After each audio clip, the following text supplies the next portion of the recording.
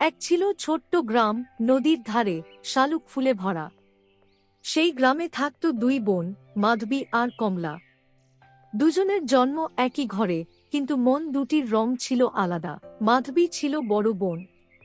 সে খুব পরিশ্রমী, শান্ত আর দয়ালু। নিজের কষ্ট লুকিয়ে রেখে অন্যের দুঃখের পাশে দাঁড়াত। আর ছোট বোন কমলা ছিল রূপে সুন্দর, কিন্তু মনের ভেতর ছিল অহংকার আর হিংসা।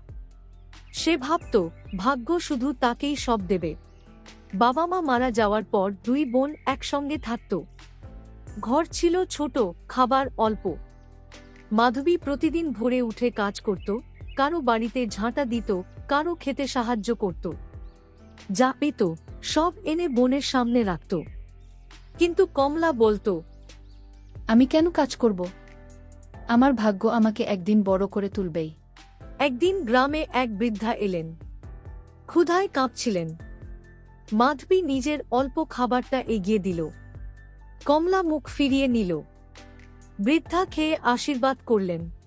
মা, তোর মন সোনার, তোর ভাগ্য আলোয় ভরবে। সেদিন রাতেই মাধবীর জীবনে বদল এলো। গ্রামের এক সব ব্যবসায়ী তার পরিশ্রম আর ভালো মন দেখে কাজ দিলেন।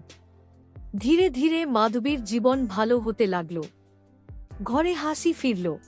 কমলা কিন্তু বদলালো না। সে শুধু বসে বসে ভাগ্যের অপেক্ষা করল। হিংসায় তার মন আরও কঠিন হয়ে গেল। সুযোগ এলেও সে কাজে লাগাতে পারল না। অনেক বছর পর মাধবী সুখী, সম্মানিত, তবু বিনয়ী।